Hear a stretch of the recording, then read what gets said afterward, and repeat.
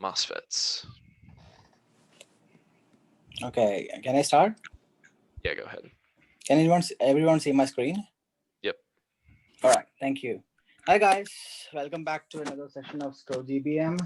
And this time we will be going into the rest of the stuff. Last time we got to know a bit about NMOS, PMOS, and a little bit of CMOS and MOSFETs in general. But last session was mostly focused on how to dope a material and how to understand the depletion region, and generally how to understand what material characteristics were and how the basic current passes through and things like that. So if you didn't get how the MOSFETs works, you are in the right place right now because this session is all about it. And don't worry, we will go and the sessions that you were unclear about last time, we will go in deep and explain things as best as I can. So stay tuned. All right. Okay. Yeah.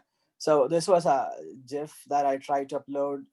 This basically shows how the current goes through the transistor, the FET transistor, but the GIF is not actually working, but it would be updated in the uploaded one, so you can check it out. And also a quick note, when you check the present PPTs uploaded in the website, there are actually a section where we actually give a short description of everything in the side, if you can check it out. So if you have doubts when you refer to that, it's probably a good idea to do that. It would be a great help to you to understand things. All right, let's get started. Okay, so everything started actually, the transistor started with the bipolar junction transistor, commonly known as BJT. It is a combination of a PNP, of a P, N, and P semiconductor doped semiconductors. So these are arranged layer by layer. So they are called PNP and NPN, and based on doping, the three regions are classified. Now, an NPN transistor comprises of two semiconductor junctions that share a thin p-doped junction, and the opposite true for a PNP transistor. Now, N type means doped with impurities that provide mobile electrons, and P type means doped with impurities that provide holes that readily accept electrons. So basically, these are things that we discussed last time. And just a reminder, the P type, the holes have lesser mobility than electrons because they kind of take electrons and move in the opposite direction. So that's why we usually prefer an n-doped region, which is faster. And most of the transistors are designed as NPN. And yeah, most of it we will be discussing is based on the n-doped region. Okay. So why did I discuss bipolar junction transistor? Because it started with BJT. Then because BJT had some issues, we couldn't work it out. So we invented something new, which is the FETs. Now, before that, just a reminder, I mentioned something called carrier inversion last time, but we didn't get into super details about it. So this time I added a GIF. It shows how carrier is added.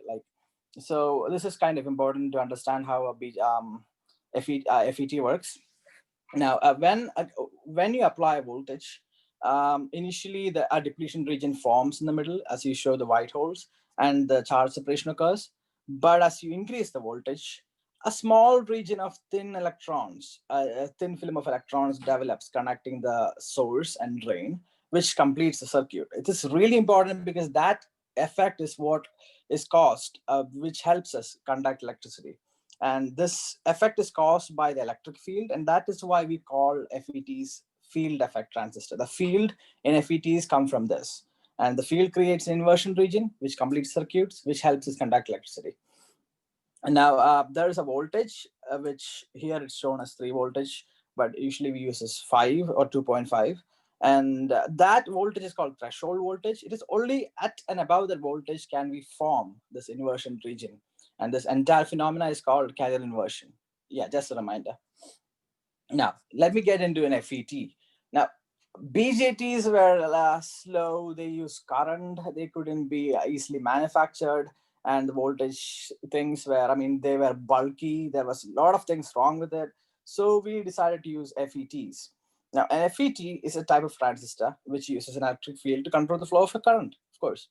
Now, it has 3 main components: the source, the drain, and the gate. The gate is the part where the green positive charges are shown.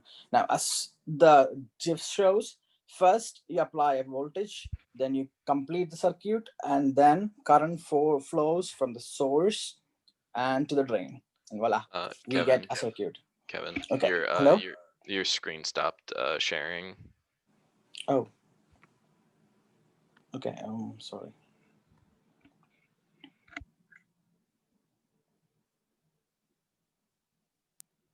Can you see my screen now? Yep, you're back. All right. Where did I stop? Did I explain? Did you guys hear the FET? Did you see this image? Yes. Okay. So basically, you get this. Oh, sorry. You get this.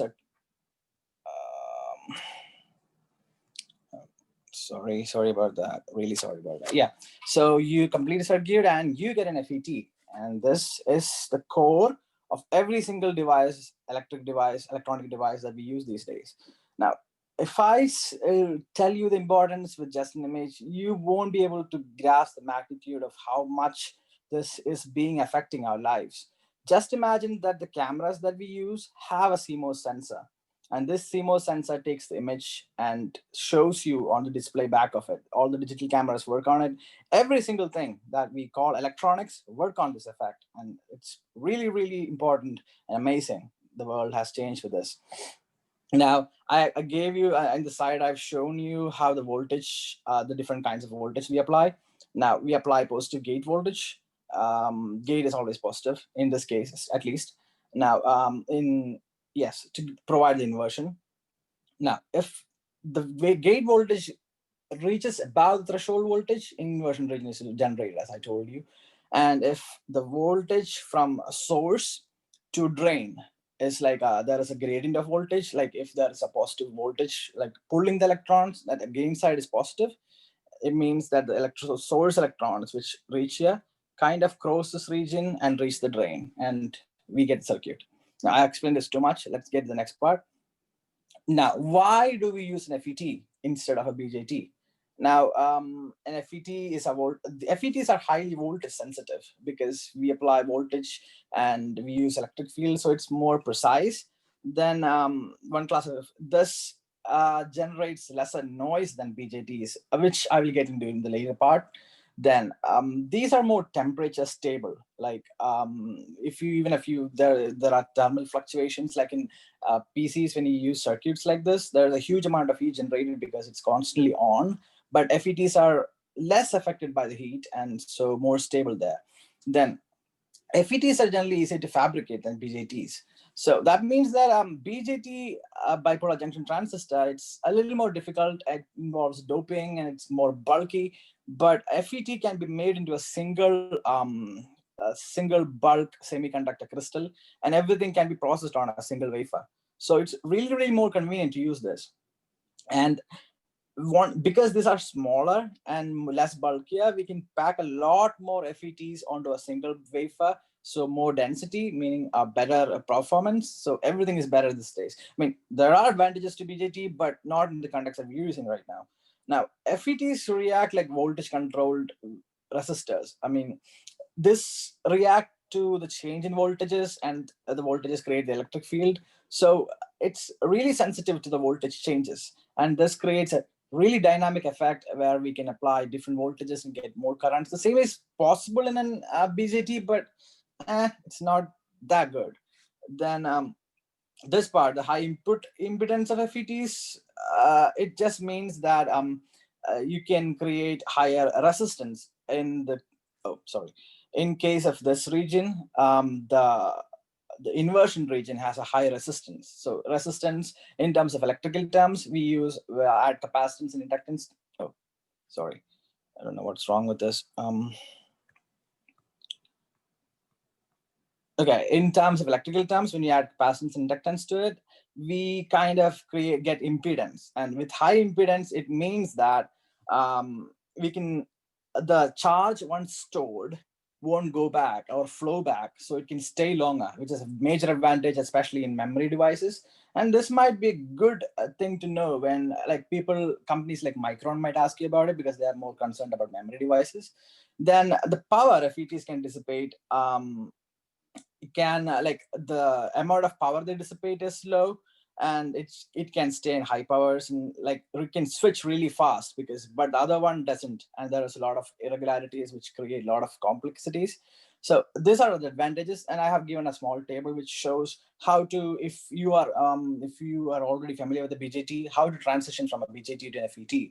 So the basically emitter changes to the source, base changes to the gate, and collector changes to the drain. Now, this is not important. This is only for people who know BJTs and are more familiar with them, so they can relate and understand it faster. And these are the symbols, and these are just a relation. So if you don't need it, just ignore it. Okay, so we explained what an NMOS was, and this is kind of like a high level overview of it. So this shows you how it looks in 3D. Kind of explained it in a little bit last time. Now, I explained what the carrier mobility is and how it's important, and how the metal oxide is deposited, which kind of gives you something called high dielectric strength. And why it's important is because if you have an oxide on top of it, the current that you apply, the current that flows through from N to some source to drain, has lesser chance of leaking through the top. So it's better to have a higher dielectric material, and it has its advantages and disadvantages, but it's optimized. Companies work a lot on these things. So I also give that voltages that I shown here again, and this is the a little bit colorful diagram which shows a simplified diagram which we'll be using a lot. And this is the bottom one, is the NMOS basic circuit. We'll be dealing with that a lot. So just have a look at it. This the VCC.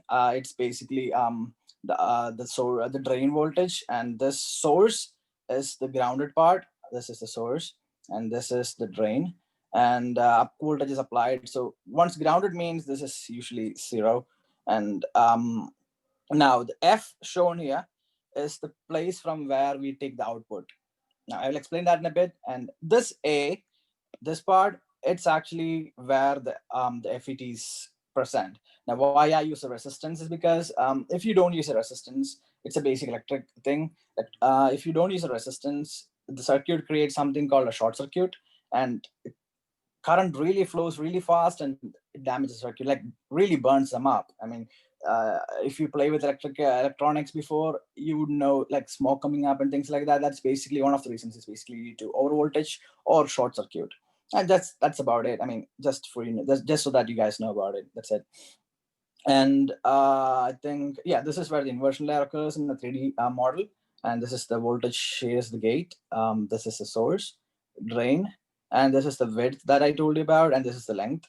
Now, the width is really important, as I told you last time, because we are trying to reduce the width and length so that we can get smaller devices and pack more on a wafer, so we get more density, more performance, and all the things associated with it. Yes, that's about it. These are all recapping. Now, let's get to the main part. Now, till now, we kind of understood what a semiconductor is, what are the basics of doping, what are the basics, like how a MOSFET works, like basically our inversion region, and how the operating modes. I didn't add this time because the voltage I kind of explained last time.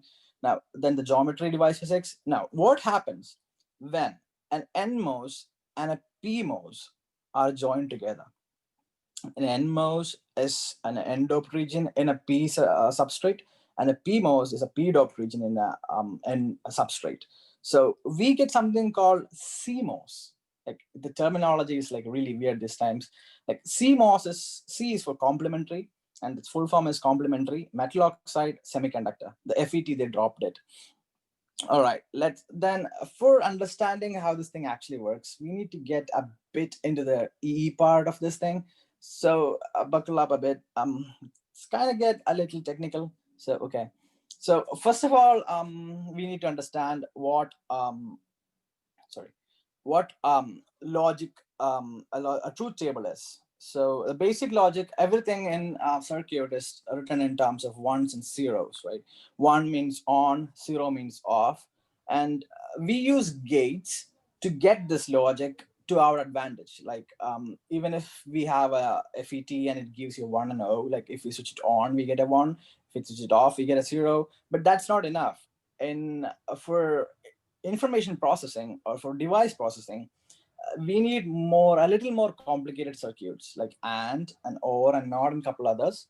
Like what the basic idea is, if there's a bit of math involved, like if you add 1 plus 0, we get 1. We get 0 plus 0 is equal to 0. And if the basic logic, but if we add a 1 plus 1, we get a 1. Now that's weird part. Now this is a little bit the binary math about it. Just if you just are brushing up, if you guys don't know it, it's okay. Now what this table shows is called a truth table. It shows the various combinations of input and output that this A and B can have if you apply, if you switch on one side and off one side, what happens? An and logic is kind of like a multiplication operator. If we need both A and B to have the same value to get to get a one, but the rest are all zeros. Basically, only if we have one and one, we get a one. Rest all gives you a switched off circuit. Now, a truth table basically is built upon the number of inputs, right? Right now, I have two inputs. Now, the maximum combination is a basic permutation of combinations. Like each A can have a two and a B can have a two, like 1, 0, and 1, and 0 and 1. So the maximum combination is 2 into 2. That's about 4. And that's how the number of inputs, it's and each input you multiply by 2 and you get the size of a truth table. It's kind of important. And yes, it shows you the combination and what you get an output. So if you add a 0 plus 0, you get a 0. You get a 1 plus 0, you get a 0. You get a 0 plus 1, you get a 0. You get 1 plus 1, you get 1. That's and. Or it's kind of like if you get 1 or 0, if you get 1 or 0, you get a 1. It's like a slightly different from and, but more like a conditional term. Like you can have either of these and you get one, right? So it's if you get a 0 and 0, I mean you can't help it, right? If you get a 0 and 0, you basically get a 0. But if you get a 1 and a 0, one of the circuits is switched on. That means if you have an OR gate, the output would be 1. So that's how it works. It's like a sum. Basically, if you have 1 plus 0, you get 1. That's the thing. That's why this is shown here. This is like a multiplication. If you have a 0 and a 1, you get 0. Not is a negating operator. It means anything that you put into it, it gives you the opposite result. So if you give a 0, you get a 1. If you get a 1, you get a 0. It's kind of an inverse. Anything that you give, it gives you the opposite direction. So it kind of negates it. Okay. There's a little more technical. Node can be represented as NAND with both inputs collected, but that's not important for us right now. All right. Oh. Okay. All right. Then I think, yeah, that's it. Then we have a practice problem, but time constraints are not allowing us to do it right now. But the solution is posted. You guys can check it out. I'll show you the solution in the next page. The solution is basically this is basically a combination of an and or and a not, right? If you get a 0 and a 1, you get a 1. You get a 0 at and, right? And if you add 1 here, it gets 1 and 0. And what from not table, you get a 1. So I add a 1 here. And sorry, in the OR table, you get a 1. And then we add a not circuit. So when you add 1 to a not circuit, you get a 0. So the output would be 0. You guys can play with it. You can try different combinations. And I have given the truth table in the next section. This is the entire truth table of what happens when you connect different kind of gates. And this is kind of important in circuit design, yes. But we don't need to go that much into detail. So then the really important ones are NAND and NOR. This is important because these are the kind of circuits that we use in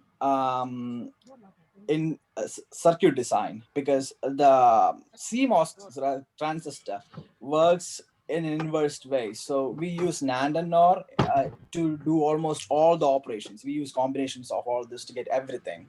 So NAND is basically, you can think of it like not and NOR is not or.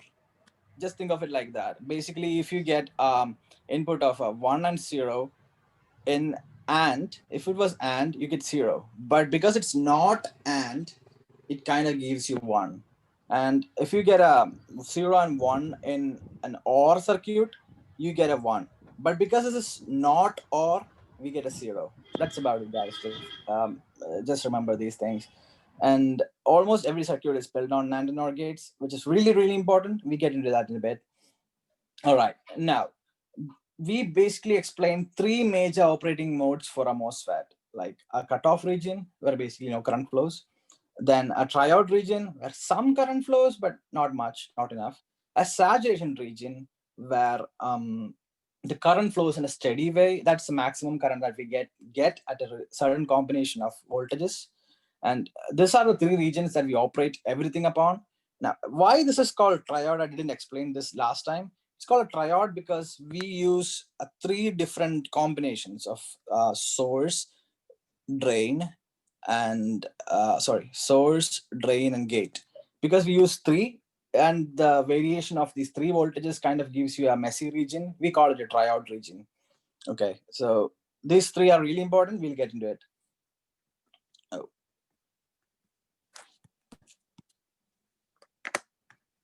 Oh. Yeah. Oh.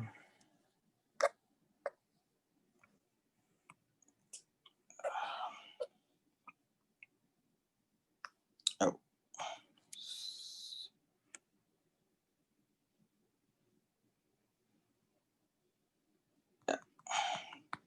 Really sorry about that. This thing always hangs upon me. Okay. So what is logic high and logic low? A high logic is kind of like a high voltage. Think of it like that. We apply high voltage, and a high voltage equivalents to a 1.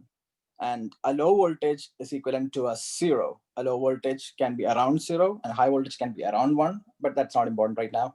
Now, it goes like in steps. This high and low voltage shift kind of gives you intuition into how the circuits operate. We don't give them a switching on and off like a mechanical circuit does. We apply voltage to turn the circuit on or off. So we define a higher voltage as 5 and a lower voltage as 0 to make the circuit turn off and on. Now, this is basically showing you what happens when a circuit switch is open and closed, right?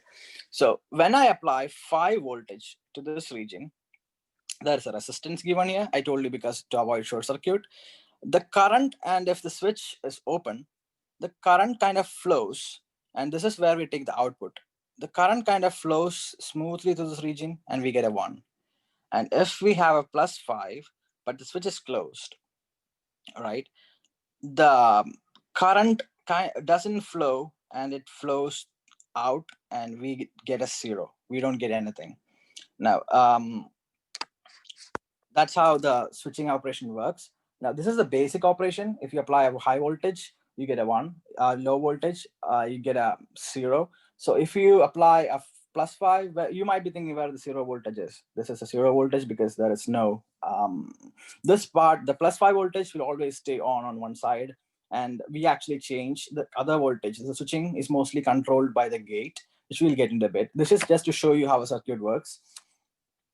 Now, I hope you can understand the switching open and switching the different switching mechanisms here. We get a +5, we get a logic 1, we get a switch closed, and we get a +5, we get a logic 0.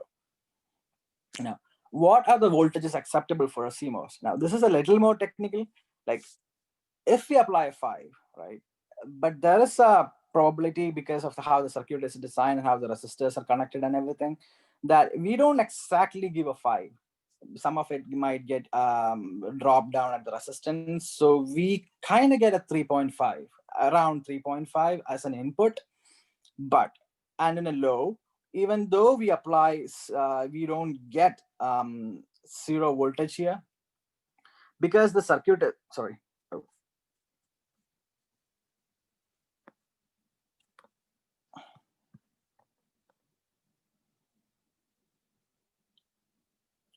Okay. Because the circuit is open here, because the switch is closed here, there is a small amount of current that flows through this part, and it doesn't give you an exact 0, but it gives you a little more voltage than that. So it's 1 point, it can reach up to 1.5. But we design transistors in such a way that this range is actually acceptable for it. And we get the 0 and 1 instead of an error, because else the circuit would get confused. I mean, it wouldn't know. It's only, if it's only designed for a 5 and a 0, it would be thinking, okay, I'm getting a 3.5. What am I supposed to do? It would go haywire, and it will be really messy. But still, there is a range between 3.5 and 1.5, which we don't want to access. If you access that region, really bad things can happen, because this entire circuit won't know what happened, what kind of voltage it's getting, what is it supposed to do. It is supposed to switch on or off, or the computer will get confused.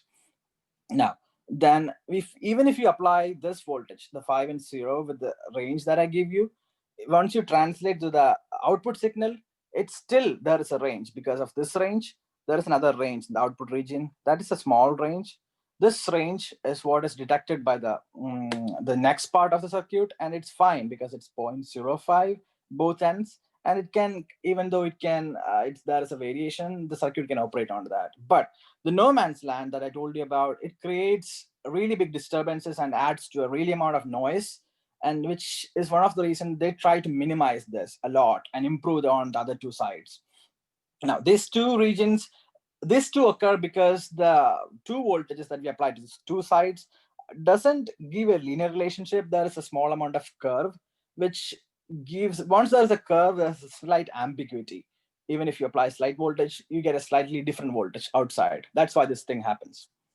Now, in MOSFETs, because of that, the MOSFET, when you put a cutoff region, it's, the circuit is open. But in a triode region, it's closed because there is a slightly lower voltage. I'll explain that in a bit.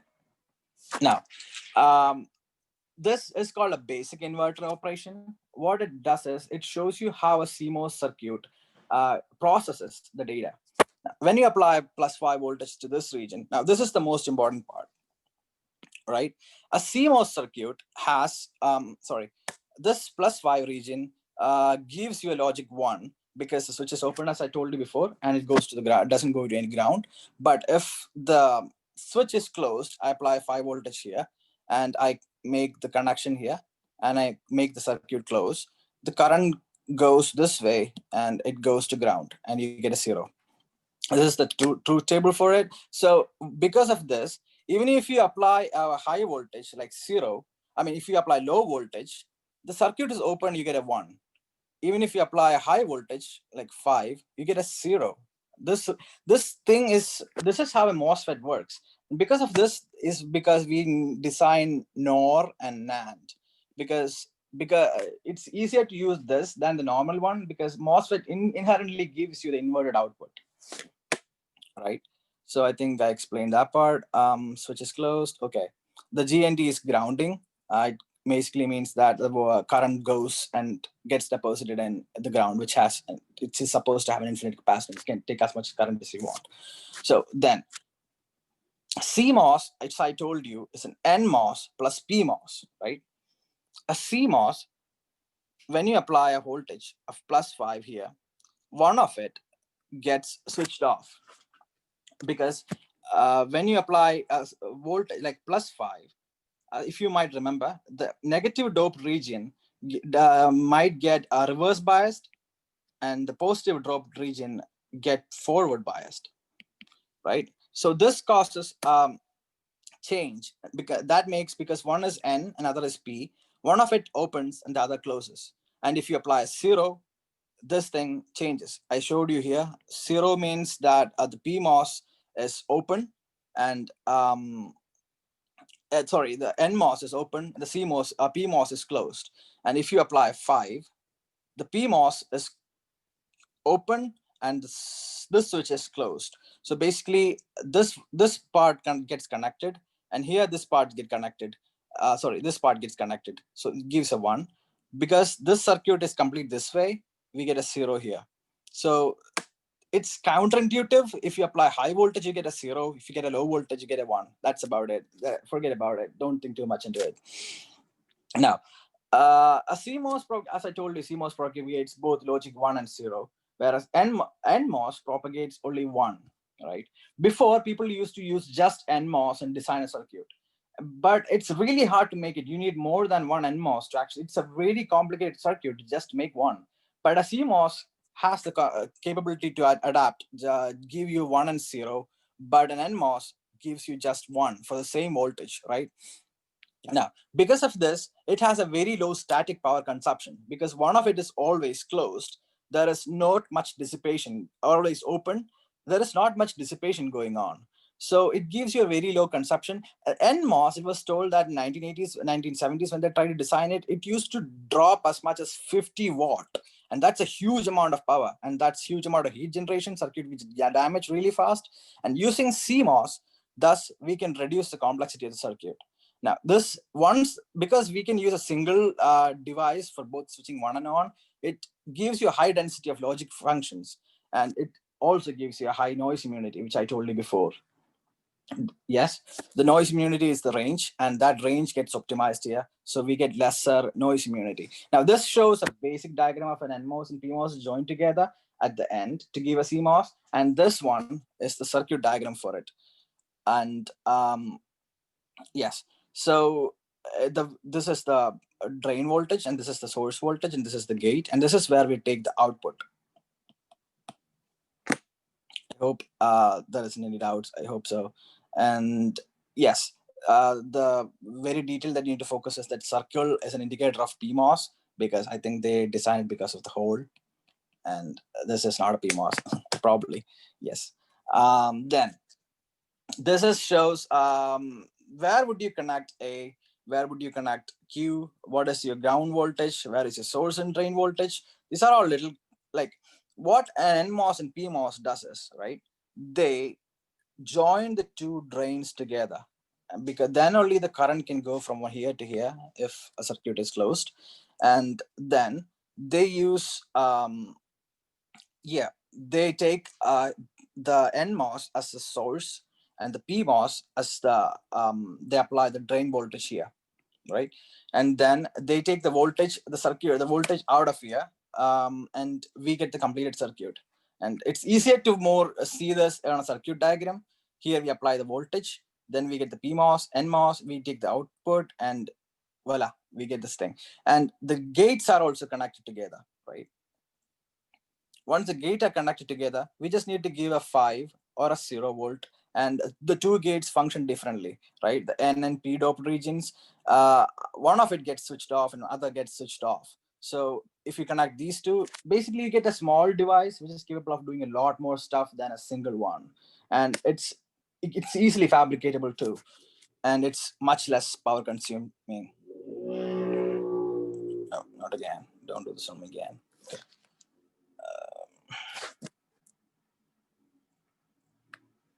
Okay.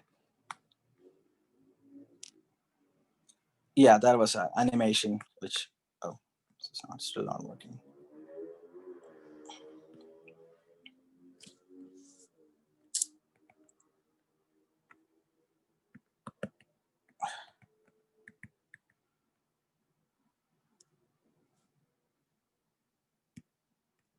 Okay. Now, these are two operations that are not really important, but this kind of complete the ensemble, right? This is called a CMOS NAND, and the other one is called a CMOS NOR, right? Oh, sorry. Yes. This, I don't know why this is happening again and again. Okay, now this diagram shows you the complete working structure of how a CMOS circuit looks, right? This circuit is actually what it looks like after we fabricate it, but these are, you don't need to really understand it because this involves the entire lecture series of SCRO. And once we complete through all of this, we will be in a position to actually explain, you will be able to understand what each does and where it each goes. And this is what the entire semiconductor industry does. So it's really technically impossible to do it here. So don't worry about it. I'm just showing you a glimpse of what is to come, what you will be able to do once you're done with the SCRO lectures, right?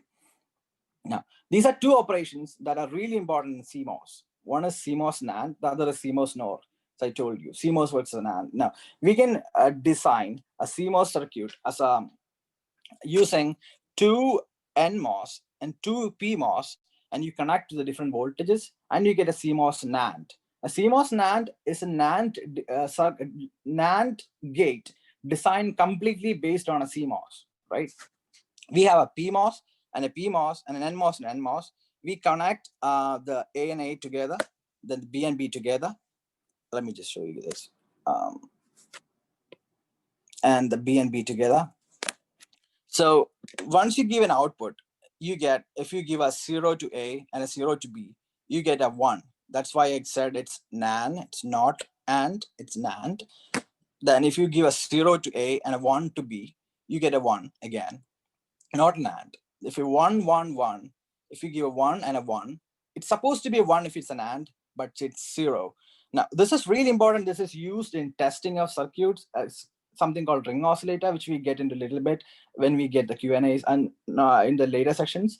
Now, these are used to, this ring oscillator is used to measure things like speed of the device. It's basically how fast a switching occurs. Like we can make, basically the faster the switching occurs, the better the performance is, right? So we use this thing, NAND, to see how fast the circuit is. We check with different operations and see the output. And once this design is completed and we give the outputs, we can measure the time basically. We give a circle of outputs, 1, 0, 1, 0, and it's oscillating and would give you the time. Oscillations have a time. And this timing of the output gives you the speed of the circuit. And once you know that, you know how good your circuit is.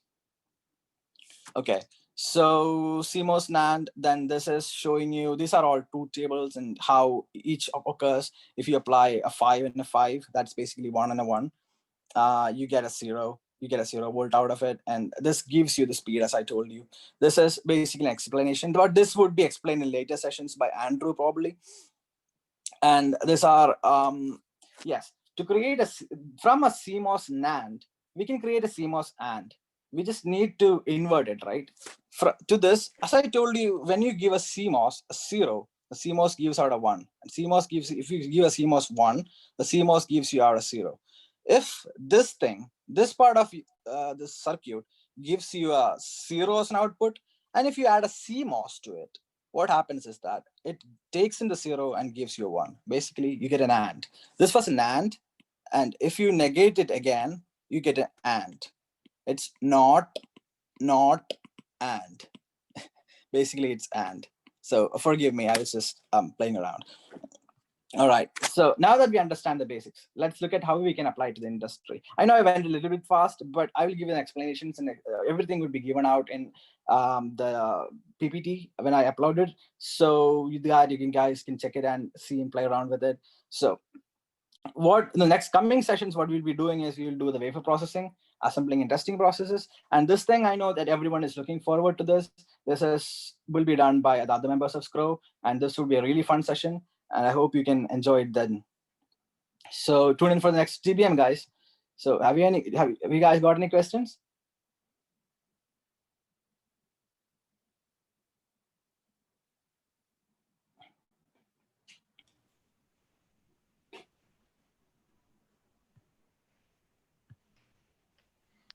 If no one has any questions, then I guess that's it for the GBM. Thank you so much to everyone for coming out. And other than that, you guys are free to go.